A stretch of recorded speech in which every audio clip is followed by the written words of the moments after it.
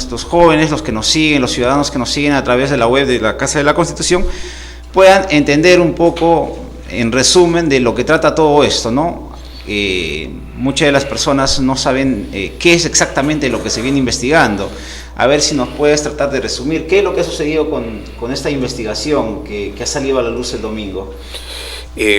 Mira, Jonathan, a ver, tú lo has dicho correctamente, esta no es una investigación reciente, es una investigación que tiene por lo menos un par de años, que empezó a raíz de indagaciones de la Procuraduría de Lavado de Activos, por una información que llegó, entiendo yo, al correo electrónico de la Procuradora Julia Príncipe. Así es. Una vez que esa información fue conocida por la Procuradora, ella y sus abogados iniciaron una serie de pesquisas, terminadas las cuales ellos estuvieron de acuerdo con enviar esas pesquisas y esa información al Ministerio Público, ¿no? Se envió esa denuncia al Ministerio Público, se le solicitó que abriera una investigación preliminar y así fue. Se abrió una investigación preliminar en el año 2014, investigación preliminar que no ha acabado, que se mantiene vigente y que básicamente lo que trataba el trasfondo de esta investigación es que el señor Ramírez tiene una serie de propiedades que no serían explicables, un tren de vida que no sería explicable con sus ingresos conocidos, ¿no? Entonces, hay una serie de propiedades que el señor Ramírez ha adquirido a lo largo de los años, una serie de empresas que empezaron con capitales exiguos y que terminaron con capitales millonarios, ¿no? Hay una serie de propiedades además que el señor Ramírez ha comprado en el país, y luego del reportaje del domingo, ¿no? Lo que se ha revelado es que además de esas propiedades compradas en territorio nacional, el señor Ramírez también habría comprado propiedades en el extranjero, específicamente en Estados Unidos.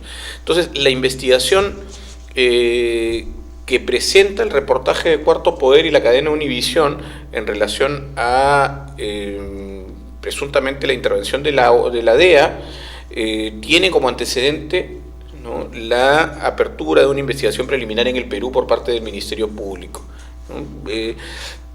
¿Cuál es el delito de lavado de activos? ¿O qué supone haber cometido, o por lo menos ser pasible de investigación por el delito de lavado de activos? El delito de lavado de activos no es otra cosa que digamos, el uso del circuito financiero regular, ¿no?, ordinario, para lavar dinero de procedencia ilícita, ¿no? Por lo tanto, lo que se entiende es que si se es imputado del delito de lavado de activos, debe haber un delito precedente, ¿no es cierto? Alguien tiene que haber cometido un delito previo para con ese dinero, los efectos o las consecuencias de la comisión de ese dinero se lavan en el circuito financiero ordinario, ¿no? Podría ser, Julio, por ejemplo, para darnos un ejemplo, ¿no? Una persona tiene una tienda, una ferretería, un negocio donde emite documentos, comprobantes de pago, boletas, factura, pero esta persona tiene un ingreso adicional que no sepa cómo sustentarlo, ¿no? Una cierta cantidad de dinero, entonces puede utilizar esta empresa, este negocio, para poder facturar, digamos, facturas en realidad fantasma, transacciones que nunca se han realizado, para de alguna manera sustentar la procedencia del dinero. ¿Es algo similar a lo que viene sucediendo en el caso del lavado de activos? Sí, hay diferentes formas de lavar el dinero de procedencia ilícita, ¿no? Sí, claro, si uno tiene, es muy difícil mantener el dinero, sobre todo en estas épocas, mantener el dinero debajo del colchón, ¿no? Exactamente. Y lo que es usualmente una estrategia, un mecanismo, un recurso de estas personas es ingresar ese dinero de procedencia ilícita, que puede ser digamos, dinero producto del narcotráfico, de actos de corrupción, de defraudación tributaria, por ejemplo, ¿no es cierto? Utilizar ese dinero e ingresarlo en el circuito comercial ordinario, es decir, lo que tú decías, por ejemplo, una ferretería, un estudio de abogados, una casa de cambio, el negocio inmobiliario, ¿no es cierto? La venta de autos, que es también bastante usual, en algunos países, por ejemplo, donde hay legislaciones mucho más o menos fiscalizadoras de la actividad financiera en los bancos, ¿no es cierto? Directamente algunos bancos tienen lo que se llama banca premium, ¿no es cierto? Esta banca que da información o asesoría incluso a determinadas personas para saber cómo pueden invertir ese dinero sin ser detectadas por alguna institución fiscalizadora, ¿no? Entonces, eso es lo que entiende, en este caso, la Procuradora y el Ministerio Público podría estar ocurriendo con este señor Ramírez, y es por eso que es investigado, ¿no? Ahora, hacías mención, Julio, a la investigación que luego en la posterior denuncia que realizó la Procuradora Julia Príncipe, y ahí se detectaron pues que se tenían en un primer inicio 7 inmuebles y 29 vehículos inscritos a nombre de la compañía Capricornio, 25 inmuebles y 5 unidades móviles también a nombre de la empresa Lima Ingeniería y Construcción, y 6 inmuebles inscritos a título de la firma promotora inmobiliaria Primavera, y todas esas empresas eran del señor Ramírez. Entonces estamos hablando de un valor superior a los 7 millones de dólares, lo cual generó esta sospecha, ¿no? Y más aún generaba la sospecha el argumento que daba el señor Ramírez, bueno, en donde decía que básicamente estos ingresos los inició desde el oficio de cobrador de combi, ¿no? O sea, en realidad el trabajo, la vida laboral que ha tenido el señor Joaquín Ramírez no está del todo claro, ¿no? Porque él dice que ha comenzado como cobrador de combi, luego ha comenzado a poner sus empresas, pero no, o sea, no es muy creíble, no es una versión creíble, Julio. No, es absolutamente inverosímil, así lo ha entendido tanto la Procuraduría de Lavado de Activos como el Ministerio Público, y es por eso que hay una investigación por el presunto delito de lavado de activos en su contra.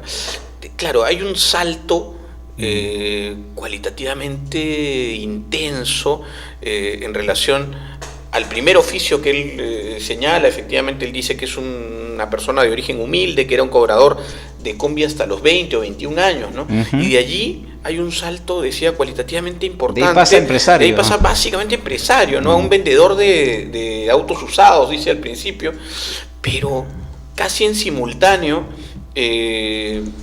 abre empresas. Varias de estas que tú has mencionado se inician con un capital de 1.000 soles, ¿no? Y en poco menos de 4 o 5 años pasan a tener en algunos casos 500.000, 700.000 soles, ¿no?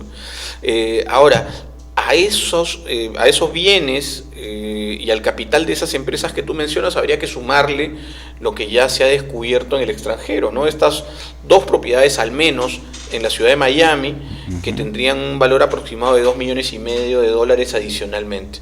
Entonces vale preguntarse si acaso una persona que viene siendo investigada en su país de origen y que va a Estados Unidos, donde además los controles en relación a el lavado de activos son muy rigurosos, no puede o no debe, ¿no?, seguramente ser sujeto de investigaciones, de indagaciones o de sospecha por parte de las autoridades de ese país, ¿no? Sí, y justo ahora en toda la investigación que se ha estado desarrollando en Perú también se han descubierto lo que mencionabas, aumentos de capitales en estas empresas, adquisición de más inmuebles, vehículos a títulos personales y de sus propias empresas, grifos, clubes de fútbol, y no solamente a nombre de él, sino ya también a nombre de los hermanos, primos. Por ejemplo, uno de ellos es el señor Osías Ramírez, hermano, y que es congresista electo por Cajamarca, que también es gerente de varias empresas. Entonces todos estos hechos pues hacen sospechar, ¿no?, de que va más allá pues de un exitoso empresario o de una exitosa gestión como empresario, y precisamente una investigación que viene realizando la DEA nos indica pues que se tendría un audio donde un piloto comercial, Jesús Vázquez, que es un agente encubierto de la DEA, o era un colaborador encubierto de la DEA, escuchó, ¿no?, mencionar al señor Ramírez que la señora Keiko Fujimori le había entregado una cierta cantidad de dinero. Entonces aquí comienza el nexo, ¿no? Porque la investigación es siempre hacia el señor Ramírez, las propiedades que él ha tenido, cómo ha llegado a conseguir el dinero, pero y aquí nace la relación con esta declaración, pero más allá de eso, Julio, también es sospechoso cómo el señor pasó a ser secretario nacional en muy breve tiempo, ¿no? De un partido nacional estamos hablando que se debería de hacer, ¿no? Una carrera política, pasar por ciertos cargos distritales, provinciales, pero este señor en poco tiempo llegó a ser electo y pasó a ser el secretario nacional y es obvio que es el principal financista, ¿no? Yo no tengo ninguna duda, Jonathan, fíjate que digamos, el hecho que se le haya conferido el cargo más importante en la estructura de una agrupación política como es el de secretario general nacional de Fuerza Popular, tiene que ver básicamente con esa capacidad para financiar, ¿no?, esta campaña que ya vemos viene siendo un despliegue, un derroche de dinero por parte de Fuerza Popular, de la candidata en particular, pero además de sus voceros y de la gente que la acompaña, ¿no? Entonces, para mí, el asunto no empieza con este reportaje de Cuarto Poder y la cadena Univisión, sino que digamos, ese reportaje ha servido para poner en conocimiento general de la opinión pública lo que venía pasando ya, es decir, un sujeto que es investigado desde hace más de 2 años, que es congresista por Fuerza Popular, que es el principal financista y que a su vez es el secretario general de ese partido, es mantenido por la candidata, por los representantes del partido, en ese puesto tan importante dentro de la jerarquía del partido. Y cuando finalmente, a raíz del reportaje, se hacen una serie de cuestionamientos a la permanencia de ese señor dentro de esa estructura, lo que hace la candidata Fujimori y lo que hacen sus voceros es decir, no, este señor no tiene nada que responder, este señor va a permanecer como secretario general, y ha tenido que pasar 3 días después de la propagación del reportaje, que haciendo ya control de daños, ¿no es cierto?, este señor graciosamente, digamos, ¿no?, en un acto de desprendimiento que habría que reconocer, dice, no, yo doy un paso al costado, ¿no? Entonces, hasta el final, y esto sí hay que señalarlo con contundencia, el señor Joaquín Ramírez ha sido blindado por la candidata Keiko Fujimori y por todos los voceros del fujimorismo. Yo recuerdo al señor Klimper en una rueda de prensa diciendo enfáticamente, señor Ramírez no tiene nada que responder, hasta ayer, ¿no? Incluso, Julio, pues el blindaje ha sido totalmente notorio, porque si recordamos, amigos, hace ya 1 año o algo más, cuando se dio un escándalo del señor Juan José Díaz Dios por un tema familiar, en cuestión de horas la bancada salió a separarlo, ¿no? Hasta que se realicen las investigaciones, y en un tema más delicado que tiene que ver pues con delitos de por medio, se ha notado siempre una cierta protección hasta el final, ¿no? Porque es como si el señor no diera el paso al costado, nunca lo hubieran retirado de la bancada, ¿no? Entonces es muy sospechoso todo esto, amigos, pero vamos a ver qué es lo que va a venir después, porque ya hemos visto también un cierto blindaje por parte del Congreso de la República, ¿no? Al no querer citar ni a Keiko Fujimori ni a Joaquín Ramírez, y qué es lo que va a venir en el próximo Congreso.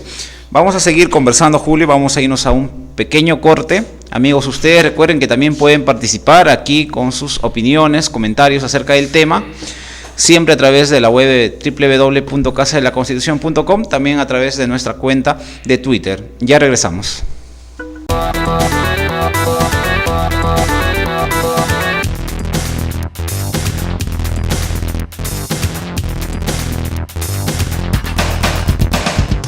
Buenas tardes, soy Ángela Canto Buendía, representante de Pacto por el Perú. Felicitar por los temas de interés nacional que están tocando, especialmente para poder juntar, unir a la juventud en esta influencia grande que es la política. Muchas gracias y un saludo grande de la Casa de la Constitución.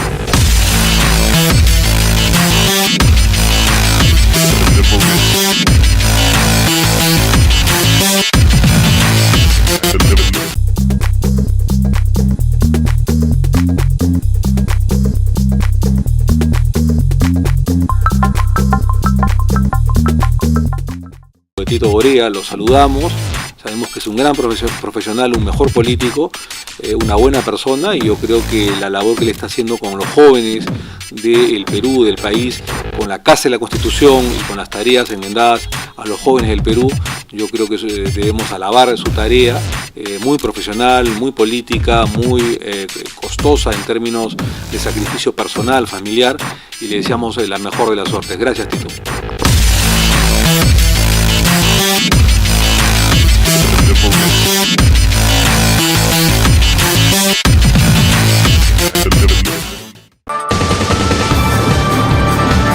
Batería Política, todos los martes a las 9 de la noche. Análisis del acontecer político.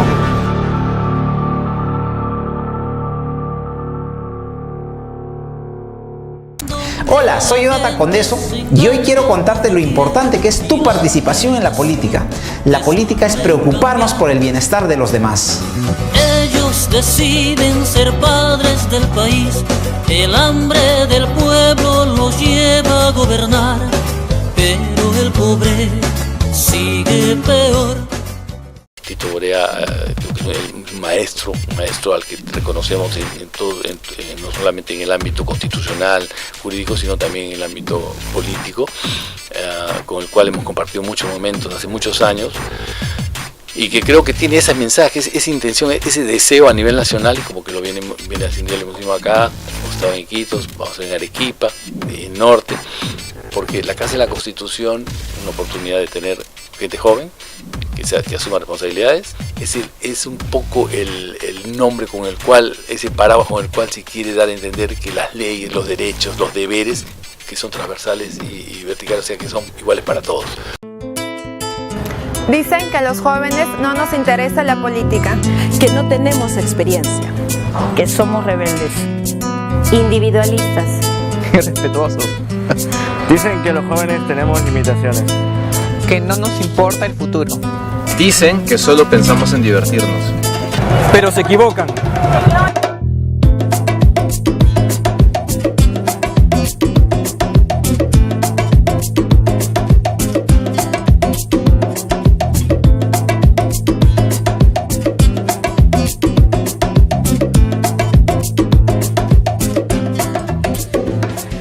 Porque juntas y juntos hemos logrado muchas cosas. Y estamos haciendo de nuestro país un lugar mejor. Porque tenemos las ganas y la energía. Porque no dejamos de soñar. Porque somos jóvenes y actuamos. Porque juntos podemos darle un giro a la política. Dale un giro a la política. Machak politikanak kutayanyan. Dale un giro a la política.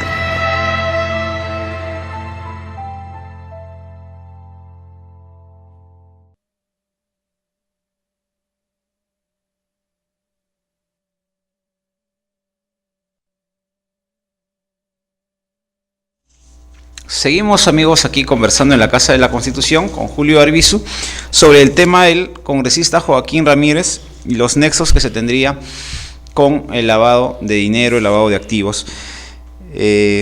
También nos quedaba, Julio, ver cómo va a terminar esta situación, la investigación que viene realizando la DEA. Imagino que va a demorar también su tiempo.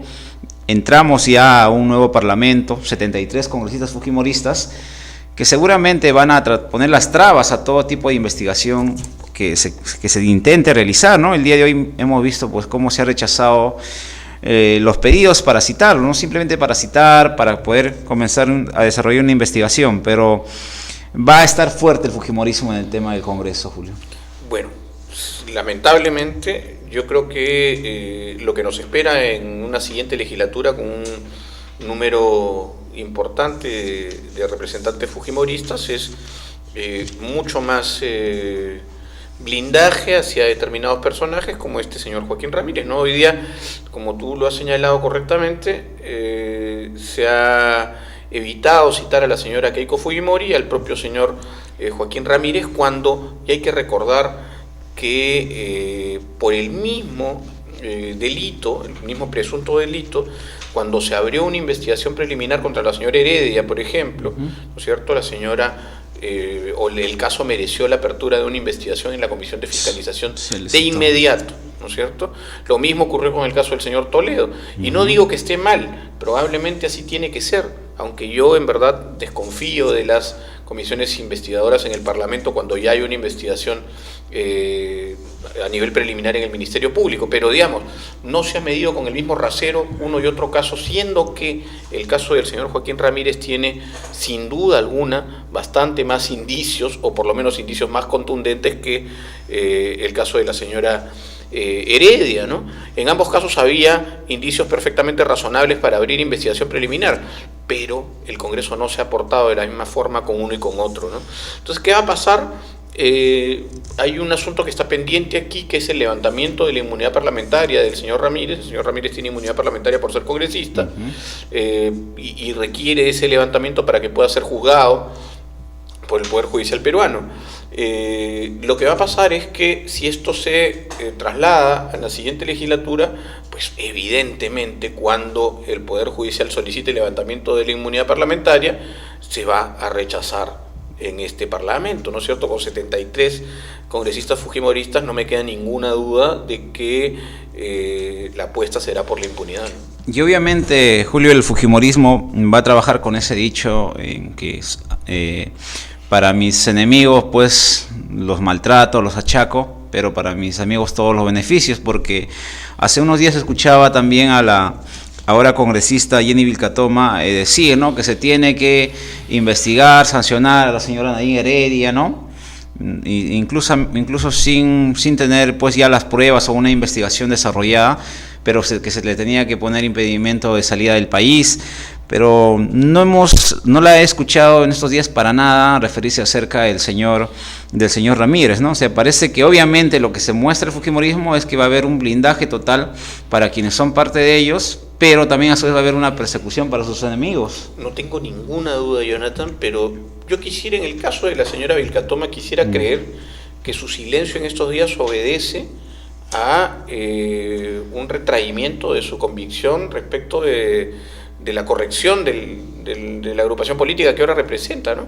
O sea, yo quiero creer que la señora Vilcatoma se está dando cuenta, ¿no?, a dónde ha ido a parar, ¿no? Está tomando conciencia. Esperemos que eso explique su silencio, y esperemos que en los días siguientes, pues, digamos, por lo menos dé una declaración en relación a que no, bueno, se equivocó, ¿no? Ha entrado pues en la boca del lobo, y sería saludable que lo reconozca, ¿no?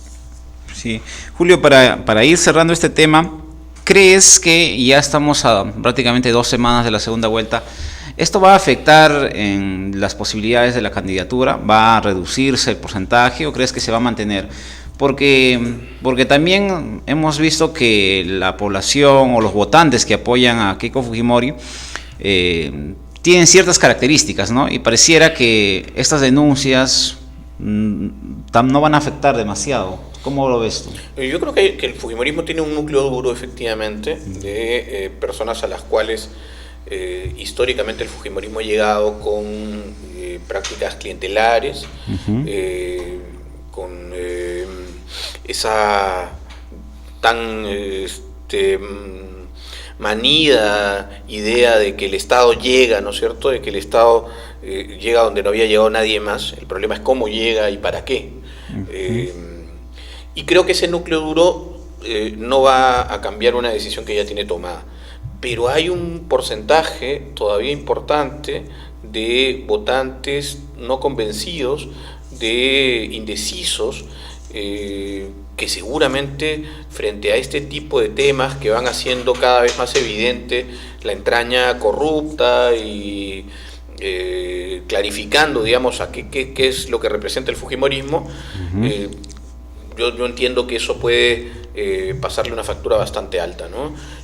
Mira, no son temas menores, como digo, además corremos el riesgo muy serio, muy grave, de que este tipo de situaciones se pasen por agua tibia en el próximo Congreso, ¿no? Y tendríamos un Parlamento con mayoría fujimorista, un Ejecutivo desde el cual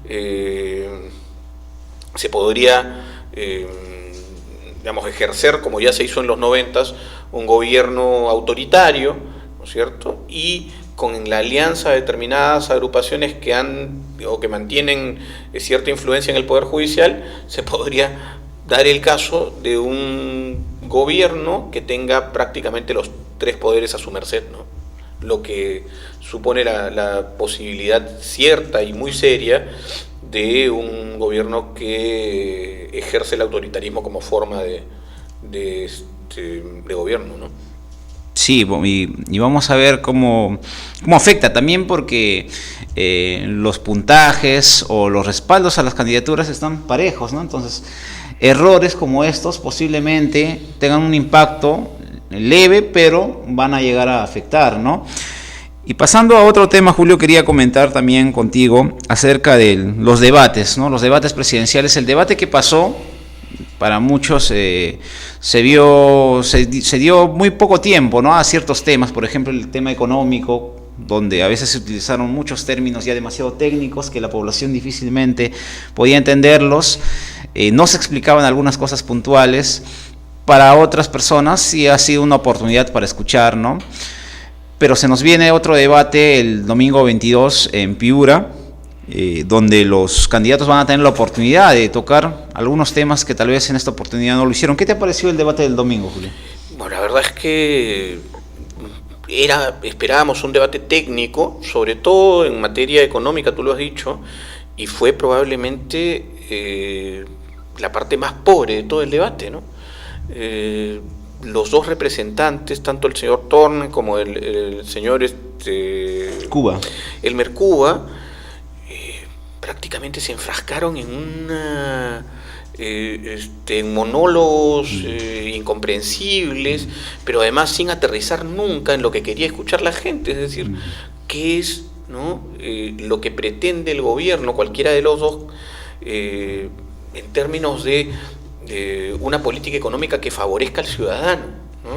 Una política económica que favorezca que el ciudadano pueda acceder a servicios de calidad y que pueda generar puestos de trabajo y que pueda permitir, ¿no es cierto?, que se derrote la pobreza, que pueda permitir además algo elemental que venimos sufriendo en los últimos años, que es permanecer en la condición de un país primario exportador a merced de los precios de los minerales que se extraen del territorio, ¿no es cierto?, que van a otros países para ser transformados en objetos que luego van a ser consumidos por el mismo ciudadano peruano, ¿no es cierto? O sea, me parece que en ningún caso se ha aterrizado en materia económica, pero mucho más clamorosa es la ausencia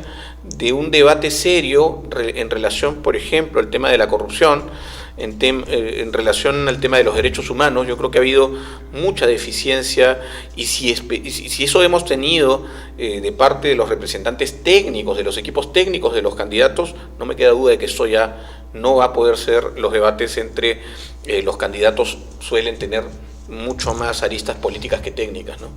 Sí, Julio, y uno de los temas que también se ha tocado es el de seguridad, ¿no? Estas últimas semanas hemos vivido hechos realmente violentos, ¿no? Incluso ahora ha salido esta posibilidad de declarar, creo que de parte de los fujimoristas, de que se declare a todo Lima en emergencia. También, bueno, esto es parte del populismo, ¿no? Que estamos en una coyuntura electoral, se trata de manejar pues algunas propuestas que le puedan gustar a la población, pero que en el fondo no ayuden a nada. Pero se han visto, ¿no?, hechos violentos, cada vez se viene radicalizando estos actos. ¿Y cómo ves las propuestas en tema de seguridad? ¿Realmente se piensa hacer algo para que esto cambie? Mira, ahí yo creo que sí hay una diferencia entre una propuesta y otra, ¿no? Tú hablabas de populismo, y yo lo que he podido percibir de las propuestas de Fuerza Popular básicamente es más populismo, es más ofrecimiento de mano dura, es, por ejemplo, regresar al 24x24 porque saben que con eso, o piensan que con eso obtienen el voto de los policías y de los familiares de los policías, cuando en verdad está probado que eso no puede, primero que resta dignidad al trabajo policial, ¿cierto? Pero por otro lado permite o no permite que el ciudadano pueda digamos, tener a la policía como un agente de solución de este tema de la inseguridad que nos está atacando gravemente, sobre todo en los últimos días y en las últimas semanas.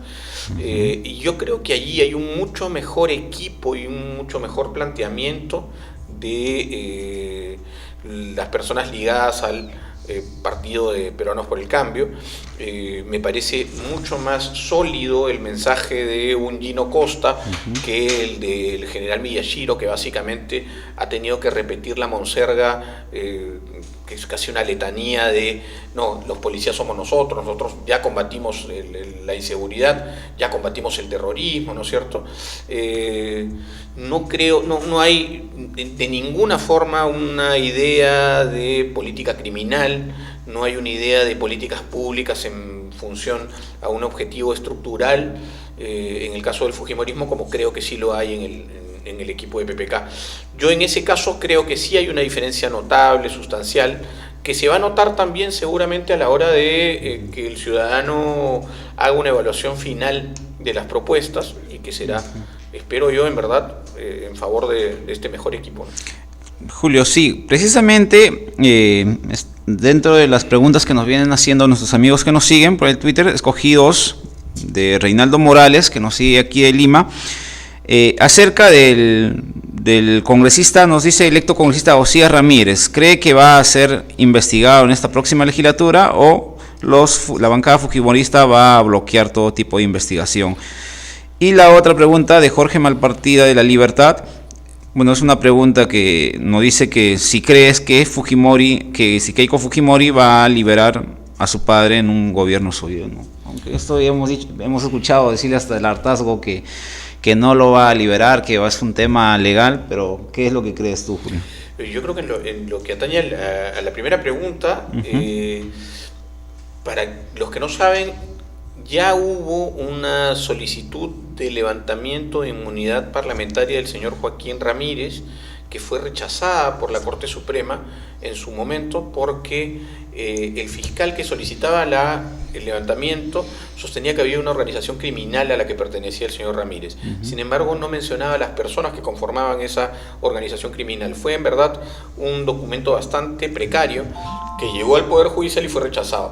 Pues bien, el fiscal ahora ha vuelto o está en proceso de solicitar nuevamente el pedido de levantamiento de inmunidad parlamentaria del señor Ramírez, y esta vez sí ha colocado a todas las personas que conformarían esa organización, y está el señor Osías Ramírez y están algunos personajes de lo que podría aparentar ser un clan familiar, ¿no es cierto? Entonces yo no tengo dudas de que se va desde el Ministerio Público a intentar que todas estas personas sean investigadas. Se tendrá que levantar nuevamente la inmunidad parlamentaria de la que goza este otro señor. Lamentablemente, tú lo has dicho y hay que repetirlo, son 73 representantes del fujimorismo que no tengo dudas harán todo lo posible para blindar a estas personas y evitar que esas investigaciones lleguen a convertirse en procesos judiciales.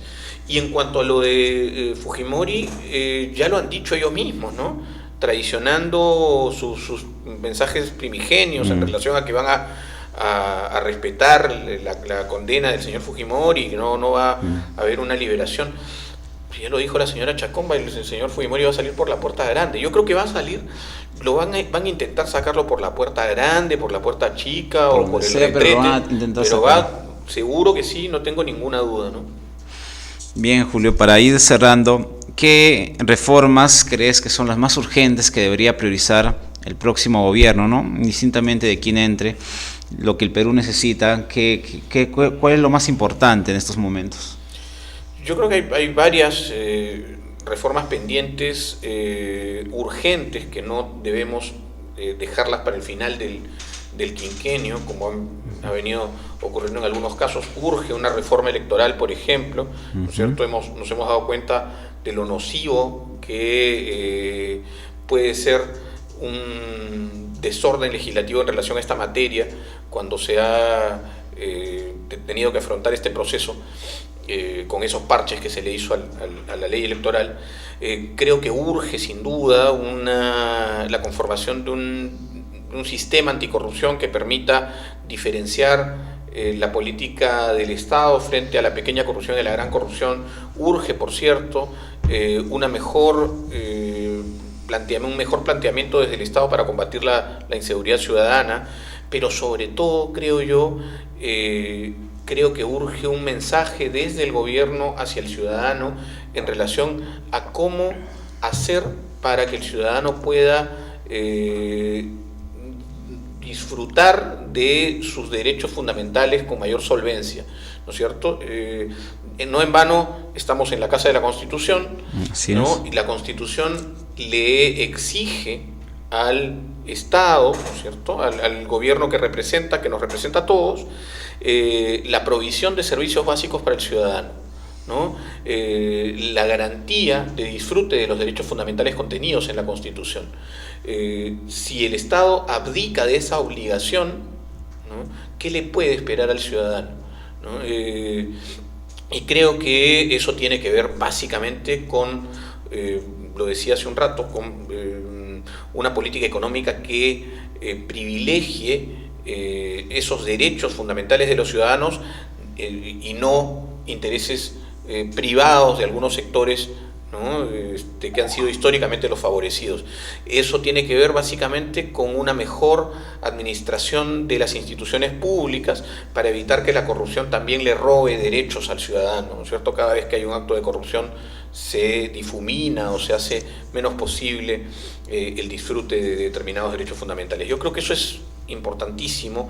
No lo estamos escuchando lamentablemente de parte de los candidatos. Parece ser que el lenguaje efectista, el populismo, lo inmediato, los llama mucho más a presentar este tipo de propuestas, ¿no? Así es, Julio, y parece que también la propuesta de un cambio de constitución, que en realidad muchos peruanos deseamos, ¿no? Deseamos una constitución legítima, parece que también se ha complicado bastante, ¿no? Porque el núcleo duro fujimorista de 73 va a impedir por todos lados, porque ellos ven como algo sagrado la constitución de Fujimori, no quieren hacer ninguna modificación. No quieren hacer ninguna modificación y tienen, de hecho, si quisieran hacerla, con 12 o 13 congresistas más, pueden introducir en el Parlamento cualquier modificación constitucional. A eso hemos llegado, ¿no es cierto? Ni siquiera, o sea, ya no pensar en el cambio de constitución, que es una urgencia, seguimos bajo los designios de una constitución oprobiosa, una constitución de una dictadura, y ni siquiera podemos aspirar, ¿no?, a introducir en ella determinados cambios que son absolutamente urgentes, como por ejemplo la imprescriptibilidad de delitos de corrupción, que requiere una modificación constitucional, ¿no? Pero tenemos 73 congresistas fujimoristas que seguramente impedirán esa y cualquier otra reforma más. Ojalá que no sea así, Julio, aunque parece todo lo contrario, ¿no? Te agradezco por haber estado esta noche compartiendo la mesa y debatiendo estos importantes temas, y esperemos tenerte nuevamente por aquí, Julio. Muchas gracias por tu participación. Cuando quieras, Jonathan. Bien, amigos, nos vamos a ir a un breve corte y regresamos con lo último del programa.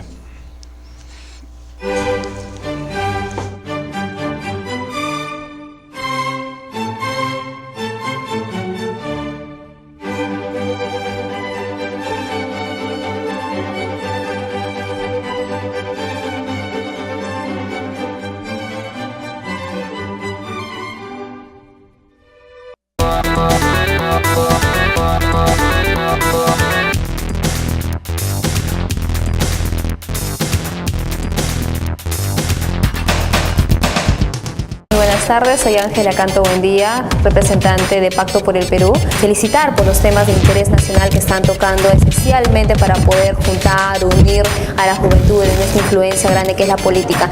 Muchas gracias y un saludo grande de la Casa de la Constitución.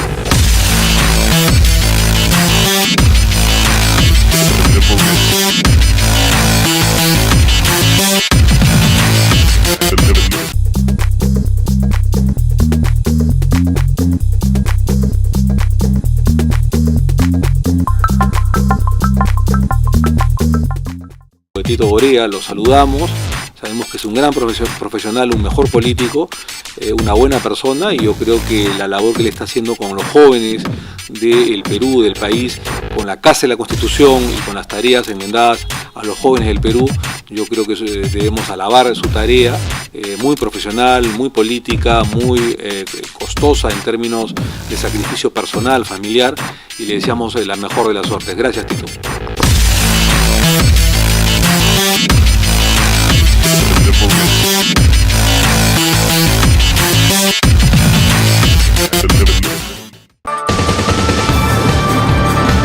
Batería Política, todos los martes a las 9 de la noche. Análisis del acontecer político.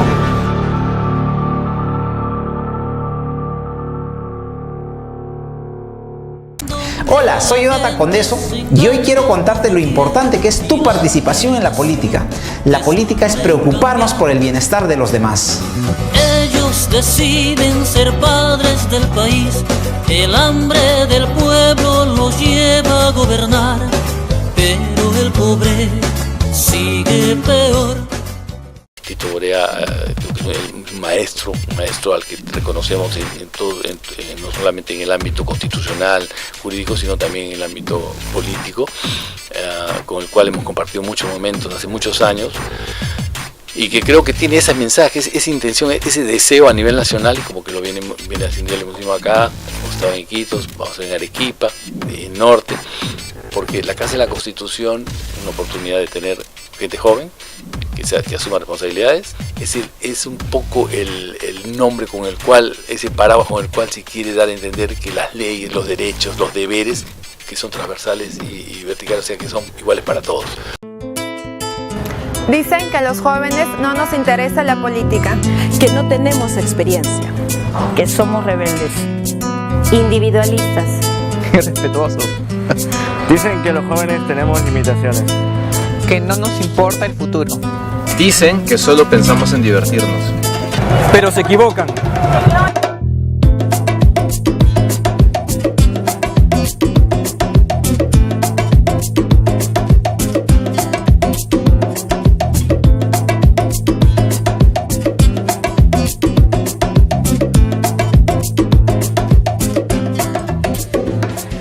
porque juntas y juntos hemos logrado muchas cosas.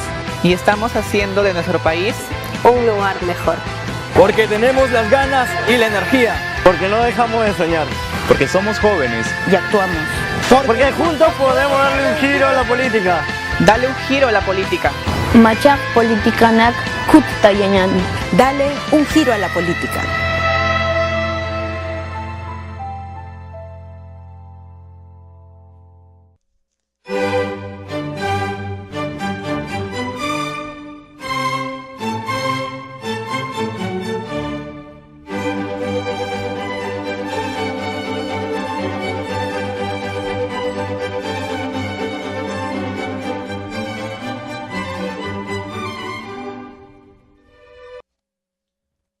Pedro Pablo Kuczynski estuvo el día de hoy en la ciudad de Huánuco, por la noche en San Juan del Lurigancho realizando mítines.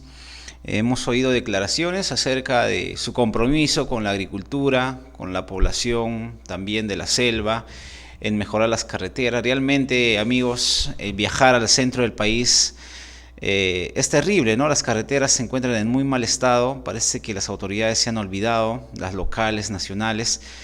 Y esperemos que estos temas se toquen también acerca de la infraestructura, ¿no? Se toquen en el debate presidencial del domingo, se toquen acerca de la agricultura, qué propuestas mejorar para los campesinos, para el beneficio de los campesinos.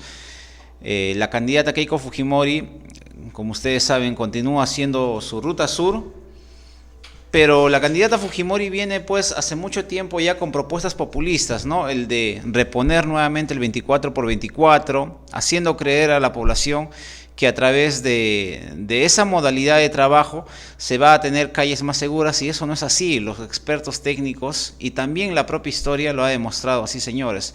Entonces, ustedes como ciudadanos, como electores, debemos de informarnos bien de las propuestas y no dejarnos llevar por sensacionalismos para poder tomar una decisión. Los debates ayudan siempre y cuando nosotros investiguemos, abordemos más el tema. Hay muchos temas que se tienen que desarrollar y que son largos, ¿no? Pero no nos dejemos engañar nuevamente por fórmulas populistas, fórmulas tradicionales, y que en eso sí tenemos que ser claros, el fujimorismo siempre lo ha aplicado y su propia historia así lo dice. Vamos a ver cómo se desarrollan estas 2 últimas semanas, cómo van las campañas. Las cosas van muy parejas, cualquier error haría caer cualquiera de las candidaturas. Amigos, para cerrar el programa vamos a estrenar un nuevo segmento, un poco para distraernos, los memes. Tenemos ya los memes del día. Ahí podemos apreciar el primer meme. Ahí podemos observar pues a los superhéroes y el señor Klimper, ¿no? El señor Klimper.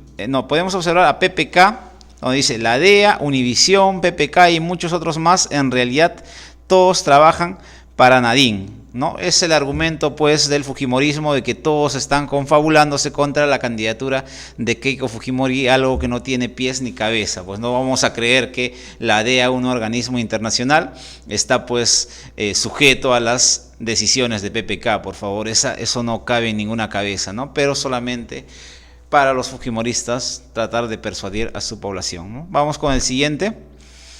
Ahí tenemos, ¿no? Tenemos al señor Ramírez y a la señora Keiko Fujimori, ¿no? ¿Les parece conocido ese ambiente? Parece que regresáramos algunos años atrás, ¿no? Donde veíamos en la misma ubicación al señor Alberto Fujimori y Montesinos, ambos hoy presos condenados por múltiples delitos y sobre todo por corrupción, ¿no? Parece que la plata llega sola en este caso, señores. Ojalá que estas investigaciones se agilicen y, tal como lo dijo Julio, pueda pues llevarse y si hay que acusar y condenar a los responsables, se tienen que realizar. El siguiente meme del día. Estos son los memes de Andrés. Aquí tenemos una de Carlín.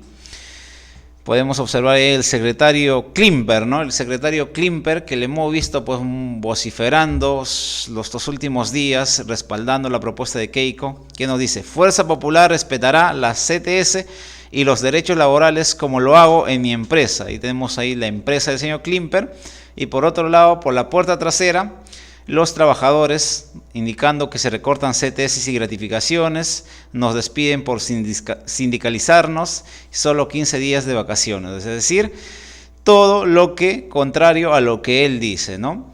Con los hechos demuestra pues que no tiene coherencia con su propuesta, y así como lo demuestra el propio fujimorismo, ¿no? Y a ver si tenemos uno más. ¿Eso es todo? Ahí tenemos uno más también de Carlín. Casi una confesión.